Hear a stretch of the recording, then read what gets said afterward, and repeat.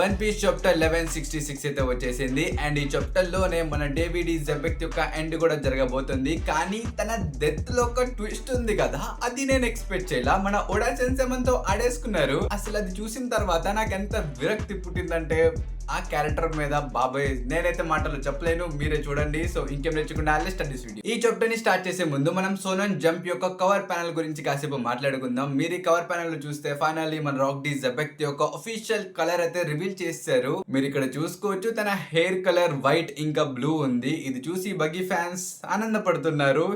So ఈ chapter start అయింది మన డేవిడ్ జెబెక్ నుంచి. ప్రస్తుతం మనోడు ఇంకా బ్రతికే ఉన్నాడు. మన గార్ప్ ఇంకా రాజర్ యొక్క పవర్ఫుల్ అటాక్ తిరిగిన తర్వాత కూడా మనోడు బ్రతికే ఉన్నాడు. కానీ ఇప్పుడు తను ఈము యొక్క కంట్రోల్ లో లేడనమాట. కానీ ముందు చూసుకుంటే మన రాజర్ ఇంకా గార్ప్ వీళ్ళిద్దరూ అన్కాన్షియస్ స్టేట్ లో ఉన్నారనమాట. అంటే వీళ్ళిద్దరు వాళ్ళ యొక్క పవర్ఫుల్ అటాక్ ని కంబైన్ చేసి వదిలారు కదా, వాళ్ళ లోపల హాకీ మొత్తం డ్రైన్ అయిపోయింది. దాని వల్ల వీళ్ళిద్దరు కళ్ళు తిరిగి పడిపోయారు. ఇంకా ముందు నుంచి మన జెబెక్ చెప్తాడు, వీళ్ళిద్దరూ కలిసి ఈము నాకు ఇచ్చిన కర్స్ ని డిస్ట్రాయ్ చేశారు. నేను మీ ఇద్దరికి రుణపడి ఉన్నా. ఈ ఐలాండ్ తొందరలోనే మొత్తం డిస్ట్రాయ్ అయిపోబోతుంది. సో మీరిద్దరు వెంటనే ఇక్కడ నుంచి వెళ్ళాలి. నేను కూడా ఇక్కడ నుంచి ప్రాణాలతో బయటపడాలి. అప్పుడే నేను నా ఫ్యామిలీని ఇంకోసారి చూడగలను అని చెప్పి మన రాక్స్ అంటాడు. కానీ అప్పుడే తన గొంతులో కత్తి దిగిపోయింది. అసలు ఆ కత్తిని దింపింది ఇంకెవరో కాదు గైస్, మన ఫిగాల్లాండ్ గాలి. మన జెబెక్ జస్ట్ 1 HP లో ఉన్నప్పుడు వచ్చి తన్ని చంపేసి ఆ కిల్లు కొట్టేశాడు బ్రో. స్టార్టింగ్ లో ఒక అమ్మాయిని కిడ్నాప్ చేశాడు. దాని వల్ల గాడ్ వ్యాలీ స్టార్ట్ అయింది. గాడ్ వ్యాలీ స్టార్ట్ అయిపోయిన తర్వాత కిడ్నాప్ చేసిన అమ్మాయిని పెళ్లి చేసుకుందాం అని చెప్పి వాళ్ళ వైఫ్ ని చంపేశాడు. నేను దీనికంటే అంత దిగజారుతాడు అనుకున్నా. కానీ ఇక్కడ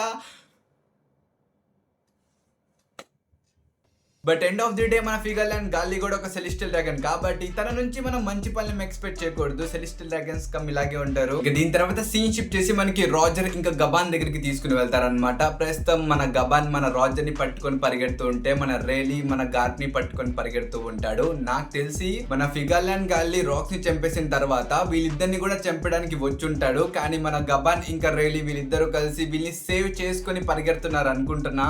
ఇక్కడ మన గార్ప్ కొంచెం కాన్షియస్ లోకి వస్తాడు అనమాట. ఇంకా తను జెబెక్ ఎక్కడ ఉన్నాడు, తనకి ఏమైంది అని చెప్పి తను అడుగుతాడు. ఈ మాట విని మన రెలీ చెప్తాడు, నువ్వు ఇంత దారుణమైన స్టేట్ లో ఉన్నా సరే నువ్వు ఇంకా నీ ఎనిమీస్ గురించి ఆలోచిస్తున్నావా అని చెప్పి తను అడుగుతాడు. ఆ మాట విని మన గార్ప్ చెప్తాడు, వాడే కాదు నువ్వు కూడా నా ఎనిమీ అని చెప్పి తను అంటాడు. కానీ ఇక్కడ మన రెలీ వీళ్ళిద్దరికి చెప్పేస్తాడు అనమాట, జెబెక్ ఇంకా చనిపోయాడు అని చెప్పి వీళ్ళకి చెప్తాడు. ఇంకా బ్యాక్గ్రౌండ్ లో చూసుకుంటే ఈ ఐలాండ్ నుంచి షిప్లు మొత్తం వెళ్ళిపోతున్నాయి. ఇంక ఈ ఐలాండ్ మొత్తం సముద్రం లోపలికి మెల్లిగా షింక్ అయిపోతుంది. ఒకవైపు ఈ గాడ్ వ్యాలీ ఐలాండ్ మొత్తం డిస్ట్రాయ్ అయిపోయి మునిగిపోతుంటే రెండో వైపు కొంతమంది యొక్క కొత్త జీవితాలు స్టార్ట్ అవుతాయి. ఫస్ట్ మనం గార్ప్ గురించి మాట్లాడుకుంటే మన గార్ప్ యొక్క జీవితం కూడా ఈ ఐలాండ్ ఇన్సిడెంట్ తర్వాతే మొత్తం చేంజ్ అయిపోయింది. తను ఇప్పుడు మెరిన్స్ కి ఒక హీరోలా మారిపోయాడు. అండ్ సేమ్ ఇలాగే రెండో వైపు మన Roger, Big Mom, Kaido, Dragon, Newgate ఇలా వీళ్ళందరి జీవితాలు కూడా ఈ ఐలాండ్ తర్వాత నుంచే మారిపోవడానికి వెళ్తున్నాయి. ఇంకంతేకాదు ఈ ఇన్సిడెంట్ తో కొంతమంది చిన్న పిల్లల యొక్క జీవితాలు కూడా మారిపోయాయి. అదే మన షాంక్స్, పూమా ఇంకా టీ. సో ఇక్కడ ఉన్న ఈ క్యారెక్టర్స్ అందరికి ఈ గాడ్ వ్యాలీ ఐలాండ్ ఒక టర్నింగ్ పాయింట్ అన్నమాట. సో ఈ గాడ్ వ్యాలీ ఇన్సిడెంట్ తర్వాతే వీళ్ళ యొక్క జీవితాలు మొత్తం టోటల్లీ చేంజ్ అయిపోయాయి. ఒకవేళ రాక్స్ ని కూడా తన క్రూ అబాండన్ చేయకపోతే తను కూడా బ్రతుకుందేవాడేమో. ఇక దీని తర్వాత సీన్ షిఫ్ట్ చేసి మనకి రాజర్ క్రూ దగ్గరికి తీసుకుని వెళ్తారు. ప్రస్తుతం వాళ్ళందరూ వాళ్ళ యొక్క ట్రెజర్ ని ముందేసుకుని కూర్చున్నారు అనమాట. కెప్టెన్ వచ్చిన తర్వాత ఓపెన్ చేద్దామని చెప్పి. రెండో వైపు మన రాజర్ కూడా మెల్లిగా నడుచుకుంటూ వస్తాడు. ఇది చూసి వాళ్ళ క్రూ మెంబర్స్ అందరూ కూడా చాలా హ్యాపీగా ఫీల్ అవుతారు అనమాట. వాళ్ళు చెప్తారు వాళ్ళ కెప్టెన్ కి, చూడండి కెప్టెన్ మేము ఎంత ట్రెజర్ ని కలెక్ట్ చేసాము అని చెప్పి వాళ్ళు చూపిస్తారు. ఇంకా పక్కన మీరు మన షాకే ఇంకా రేలీని కూడా చూసుకోవచ్చు. వీళ్ళిద్దరు వాళ్ళ పనిలోనే ఉన్నారు. కానీ ఇక్కడ ఒక పిల్లోడి వాయిస్ వచ్చింది అనమాట. అసలు ఈ వాయిస్ ఎక్కడి నుంచి వస్తుందిరా అని చెప్పి వీళ్ళు మొత్తం వెతుకుతారు. ఇంకొక ట్రెజర్ నుంచి ఈ చిన్న పిల్లోడి వాయిస్ అయితే వస్తుంది. అయితే మన రాజర్ ఇందులోపల ఏముందిరా బాబు అని చెప్పి మన రాజర్ స్వయంగా వెళ్ళి ఆ పెట్టిని ఓపెన్ చేస్తాడు. ఇంకా పెట్టి ఓపెన్ చేయగానే అందులో ఒక చిన్న పిల్లోడు ఉంటాడు, తనే మన షాంక్స్. ఇంకా దీని తర్వాత సీన్ షిఫ్ట్ చేసి మనకు ఒక ర్యాండమ్ ఐలాండ్ ని చూపిస్తారు. ఇక్కడ ప్రస్తుతం అందరూ చాలా హ్యాపీగా ఉన్నారు. ఎందుకంటే జెబెక్ చనిపోయాడు. వీళ్ళకి జెబెక్ ఎవరు, వీళ్ళెవరు జెబెక్ ని పర్సనల్ గా చూడలేదు. బట్ స్టిల్ జెబెక్ తనే పైరేట్ చనిపోయాడు. ఆ పైరేట్ ని డిఫీట్ చేసింది ఇంకెవరో కాదు, గార్ప్. ఇప్పుడు ఆ గార్ప్ మెరిన్స్ యొక్క హీరో అని చెప్పి పేపర్ లో రాసింది. ఇదే పేపర్ యొక్క టైటిల్ కూడా. సో అందుకని ఇక్కడ ప్రతి ఒక్కరు సెలబ్రేషన్స్ చేసుకుంటూ ఉంటారు. కానీ దీని తర్వాత సీన్ షిఫ్ట్ చేసి మనకి మెరీన్ హెడ్ క్వార్టర్స్ దగ్గరికి తీసుకుని వెళ్తారు. ప్రస్తుతం మన గార్ప్ కూడా ఇక్కడే ఉంటాడనమాట. ఇంకా మన గార్ప్ ఆ న్యూస్ చూసి లిటరల్లీ ఆ పేపర్ ని చింపేస్తాడు. ఎందుకంటే ఆ గాడ్ వ్యాలీ ఐలాండ్ లో ఏం జరిగిందో మొత్తం మన గార్ప్ కి తెలుసు, కానీ ఆ మోర్గన్ కి ఏం తెలీదు. సో ఏం తెలుసుకోకుండా తన గురించి ఇలా ఎలా రాశాడు అని చెప్పి మన గార్ప్ కి చాలా కోపం వచ్చింది. మనోడు వెళ్ళి వాడిని కొట్టేద్దామని అనుకుంటాడు. కానీ ఇక్కడ మన సెంగోకు చెప్తాడు, మన మోర్గన్ ఊరికనే అలా రాయడు. మేబీ గవర్నమెంట్ చాలా పెద్దది కాబట్టి వాళ్ళు డబ్బులు ఇచ్చి ఈ విషయం మొత్తం దాయాలని చూసారేమో, సో అందుకనే తను అలా రాసుంటాడు అని చెప్పి మనోడు అంటాడు. ఈ మాట వినిన తర్వాత మన గార్ప్ కొంచెం సైలెంట్ అయ్యి ఒక చోట కూర్చుంటాడు అనమాట. ఇంకా మన సెంగోకు చెప్తాడు, చూడు గార్ప్, ఈ వరల్డ్ గవర్నమెంట్ అనేది చాలా పెద్ద ఆర్గనైజేషన్. అందులో లిటరల్లీ సమ్ మిలియన్స్ ఆఫ్ మెరీన్స్ పనిచేస్తున్నారు. సో వాళ్ళందరినీ మనం చూసి అసలు ఈ గవర్నమెంట్ ఏం చేస్తుందో దాన్ని ముందే పసిగట్టడం అనేది అది ఒక ఇంపాసిబుల్ టాస్క్. దానికి పైగా వాళ్ళు నిజంగానే ఏదైనా చేద్దామని అనుకున్నా నేను మాత్రం వాళ్ళకి ఎదురు తిరగను. ఎందుకంటే మనం ఎదురు తిరిగినా మనమేం చేయలేము, ముందు మిలియన్స్ ఆఫ్ పీపుల్స్ ఉన్నారు అని చెప్పి తను అంటాడు.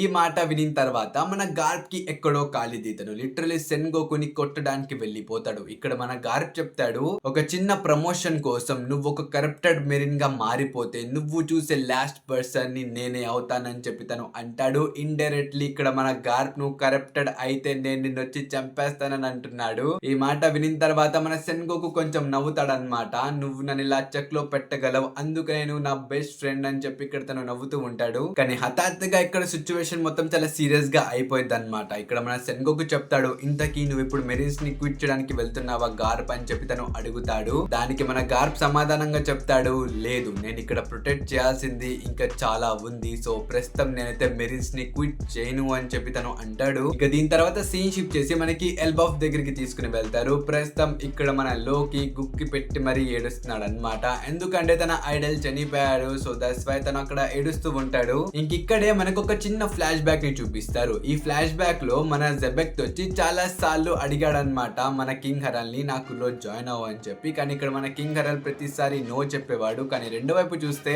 మన లోకి మాత్రం ఎప్పుడు నేను నీ క్రూలో జాయిన్ అవుతానని అనేవాడు. కానీ మన జెబెక్ట్ నవ్వుతూ, లేదు బుడ్డుడా, నువ్వు నా క్రూలో జాయిన్ అవ్వలేవు అని చెప్పి తను అనేవాడు. ఇది చూసి మన లోకికి అనిపించేది అనమాట, ఈ జెబెక్ట్ అచ్చం సన్ గాడ్ నికా లాగానే ఉన్నాడు అని చెప్పి ఇక్కడ మన లోకి అంటాడు. ఈ మాట విని మన జెబెక్ట్ చెప్తాడు, ఏంటి నికానా, తను ఎవరు అని చెప్పి తను అడుగుతాడు. అప్పుడు మన లోకి చెప్తాడు, ఈ సన్ గాడ్ అనే వ్యక్తి వారియర్ ఆఫ్ లిబరేషన్. తను నవ్వుతూ ఈ ప్రపంచాన్ని డిస్ట్రాయ్ చేయగలడు. తను చాలా పవర్ఫుల్ అని చెప్పి తను అంటాడు. ఇది విని మన జెబెక్ట్ చెప్తాడు, నువ్వు అసలు నన్ను ఎవరితో కంపేర్ చేస్తున్నావు? నేను నిజానికి ఈ ప్రపంచాన్ని రూల్ చేద్దామని అనుకుంటున్నా, డిస్ట్రాయ్ చేద్దామని అనుకోవట్లా. నిజానికి ఈ ప్రపంచాన్ని డిస్ట్రాయ్ చేసే పవర్ నా దగ్గర లేదు, నీ నాన్న దగ్గర ఉంది. మేబీ ఈ కింగ్ హరలే ఆ నికా అనుకుంటా అని చెప్పి తను అంటాడు. ఈ మాట విని మన లోకి షాక్ అయిపోతాడు. తను చెప్తాడు, ఏంటి మా నాన్న దగ్గర నిజంగా అంత పవర్ ఉందా అని చెప్పి తను అంటాడు. ఇంకిక్కడే మన జెబెక్ట్ రివీల్ చేస్తాడు, మీ నాన్న దగ్గర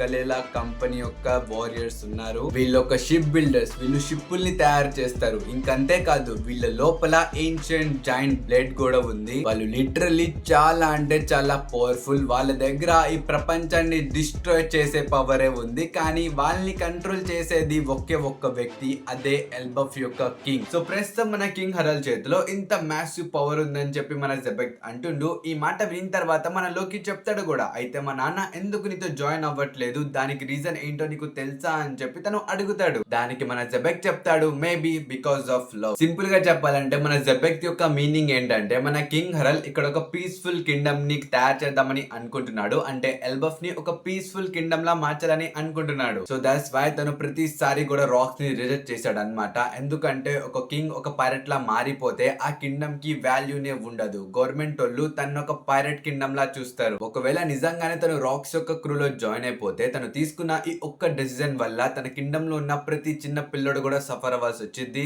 అందుకనే తను వాళ్ళందరి కోసం రాక్స్ యొక్క క్రూలో జాయిన్ అవ్వలేదు అనమాట. ఆల్దో రాక్స్ తన బెస్ట్ ఫ్రెండ్, బట్ స్టిల్ వాళ్ళ ప్రజల కోసం తను ఆ ఫ్రెండ్షిప్ ని పక్కన పెట్టాడు. ఇంకింతటితో ఈ ఫ్లాష్ బ్యాక్ అయితే అయిపోయింది. మన ప్రెజెంట్ లో చూసుకుంటే మన లోకి రాక్స్ యొక్క డెత్ వినే అక్కడ అంతలా ఏడుస్తున్నాడు. ఇంకా దీని తర్వాత సీన్ షిఫ్ట్ చేసి మన కింగ్ హరల్ దగ్గరికి తీసుకుని వెళ్తారు. ప్రస్తుతం మన కింగ్ హరల్ ఒక జైంట్ ని చితక బాదుతూ ఉంటాడు అనమాట. ఎందుకంటే ఈ జైంట్ ఈ ఐలాండ్ మీదకి వచ్చి చాలా మందిని బెదిరించాడు అనమాట. ఇంకా చాలా వస్తువులు దొంగలించుకుని వెళ్ళిపోయాడు. సో దట్స్ వై ప్రస్తుతం మన కింగ్ హెరల్ విని ఇంతలా చిత్తుగా బాదుతున్నాడు. ఇక్కడ మన కింగ్ హెరల్ చెప్తాడు, నీలాంటి జైంట్స్ వల్లే ప్రతి ఒక్క జైంట్ కూడా సఫర్ అవ్వాల్సి వస్తుంది. ఇలాంటి పనులు నువ్వు రెండోసారి ఇంకెప్పుడు చేయకూడదని చెప్పి మన కింగ్ హెరల్ ఆపకుండా తనని కొట్టేస్తూ ఉంటాడు. ఇక్కడ జైంట్ కూడా చెప్తాడు, నేను ఇంకోసారి ఇలాంటి పనులు చేయను, నన్ను వదిలేయండి అని చెప్పి తను అంటూ ఉంటాడు. బట్ స్టిల్ మన కింగ్ హెరల్ మాత్రం ఆగడు. ఆఖరికి ఇది మొత్తం చూసి అక్కడున్న సిటిజన్స్ కూడా చెప్తారు, కింగ్ హెరల్ ఇంకా చాలు, వాడు కళ్ళు తిరిగి పడిపోయాడు, ఇంకెంత కొడతావని చెప్పి వాళ్ళు అంటారు. కానీ ఇక్కడ మన కింగ్ హెరల్ తన్ని కొడుతూ కొడుతూ తను కూడా ఏడవడం స్టార్ట్ చేస్తాడు. బికాస్ తనకి తెలుసు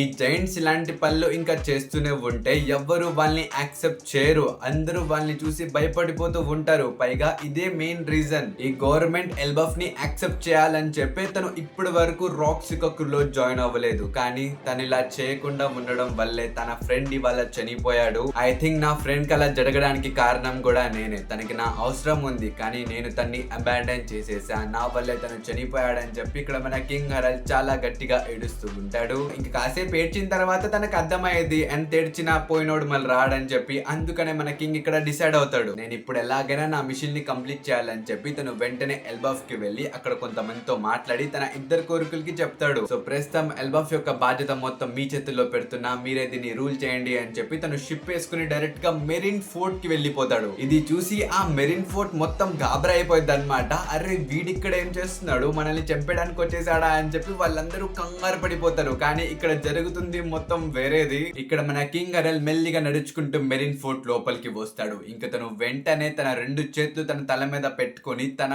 కొమ్ముల్ని ఇరక్కొట్టేస్తాడు. ఇక్కడ మొత్తం బ్లడ్ అయిపోయింది. ఇది చూస్తున్న మెరిన్స్ కి కూడా అసలు ఇక్కడ ఏం జరుగుతుందో ఏం అర్థం కాదు. కానీ మన కింగ్ హెరల్ తన కొమ్ముల్ని కింద పెట్టి చెప్తాడు, ప్లీజ్ ఇప్పటి వరకు జైంట్స్ అసలు ఎన్ని క్రైమ్స్ అయితే చేశారో అవన్నీ మీరు క్షమించండి. కావాలంటే మీ కింద నేను ఒక స్లేవ్ లాగా ఉంటా, కానీ నా కంట్రీని మాత్రం గవర్నమెంట్ యొక్క అండర్ లో తీసుకోండి అని చెప్పి తను అంటాడు. ఈ యొక్క మాటలన్నీ మన ఈము సమా కూడా వింటూ ఉండిద్ది అనమాట.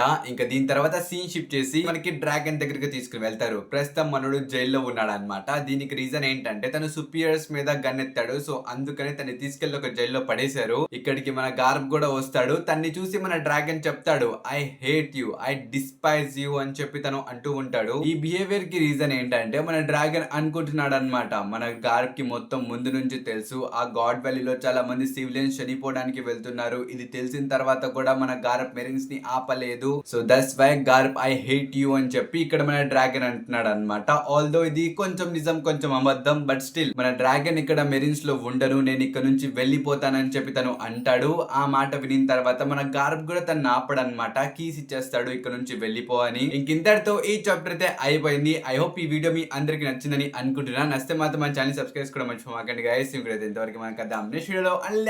By by.